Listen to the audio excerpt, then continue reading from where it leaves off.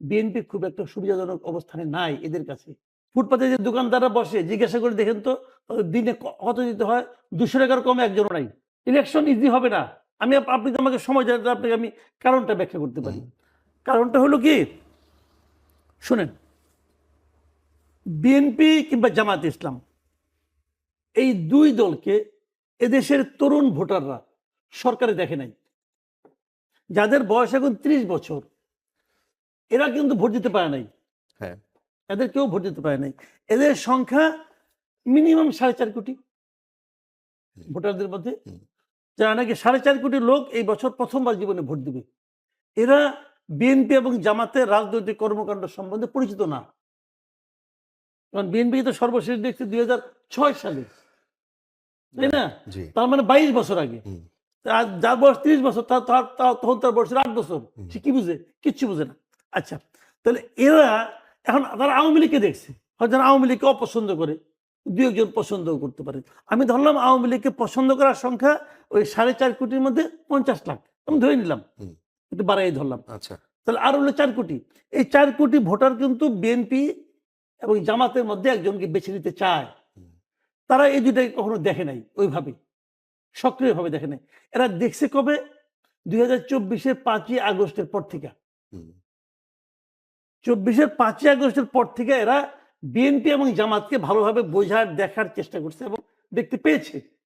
এই ২০২৪-এর ৫ই আগস্টের পর থেকে আজকে পর্যন্ত বিএনপি এবং জামাত এরা মাঠ পর্যায়ে ঢাকা শহরে বিভিন্ন জায়গায় যে সমস্ত কর্মকাণ্ড করেছে, যদি সেটা আপনি বিচার করেন, এটা বিচার করেই কিন্তু এই ইয়াং ভোটাররা ভোট দিবে। এদের আর কোনো লিগেসি নাই রে ভাই। যাকে দেখি নাই তাকে ভালোবাসি, এই ধরনের মানসিকতায় এরা আক্রান্ত না। আচ্ছা।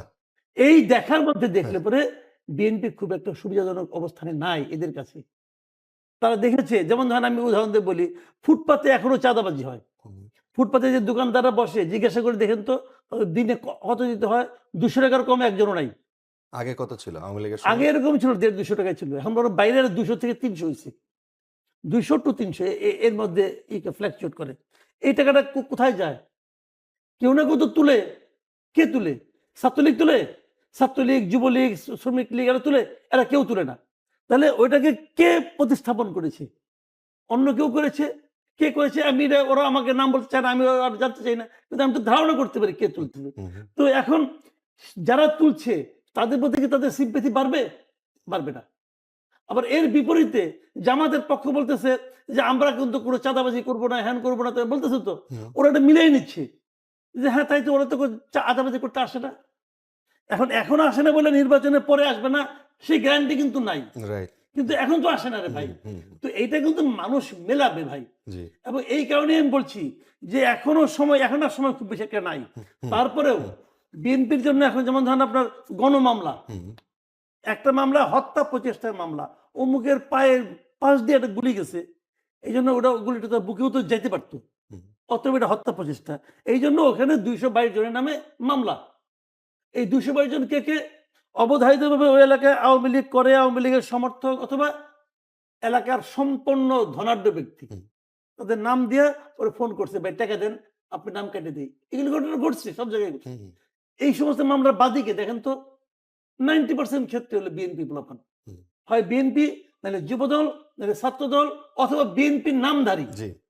তো এই বিষয়গুলো কিন্তু এই ইয়াং জেনারেশনের মধ্যে, যেমন ধরেন যারা নাকি বিএনপি অনেক আগের থেকে করে, বয়স্ক লোক, আমাদের মতো বয়স্ক, তাদের মধ্যে কিন্তু নাকি লিগেছে। তারা মনে করে না জিয়ার দল, খালেদা জিয়ার দল আমরা করেছি একসময়, অতএব আমরা দেব।